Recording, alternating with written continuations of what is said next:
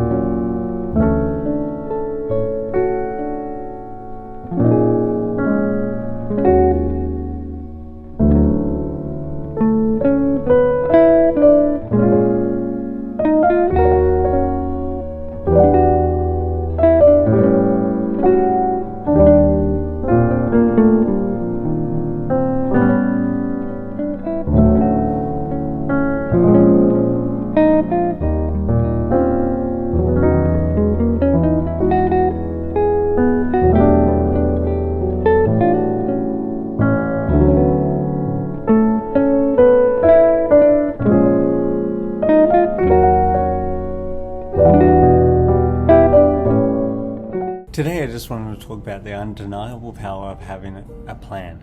My plan process is mainly about making bouquets for online. I've been thinking to make my life easier that I really want about 3, ideally 6 bouquets which don't really change. So they're like the stock standard, and then I can interchange that for the whole month.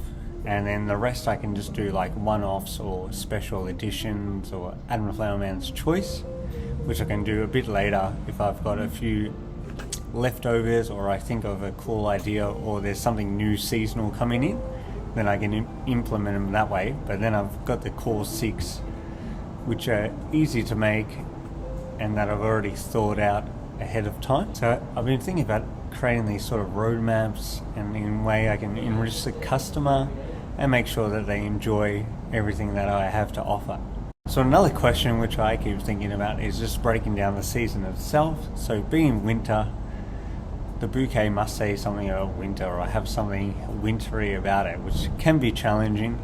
because a lot of people want bright colours and not necessarily greens and whites, which for me, that's what I think winter is, nice whites and lovely greenery to go with it. I guess this week will be all about that, so trying to define winter and then undergoing my 3 to 6 stable bouquets. By having the stable 6 bouquets, then we can use them for other seasons and just interchange the flowers that are coming in, such as peonies, tiger lilies, delphiniums, and then it just freshens it up and keeps it a bit more modern. Now let's make it happen. Let me know in the comments if you're thinking about things like these, and I can see if I can be of any service or if there's any help at all.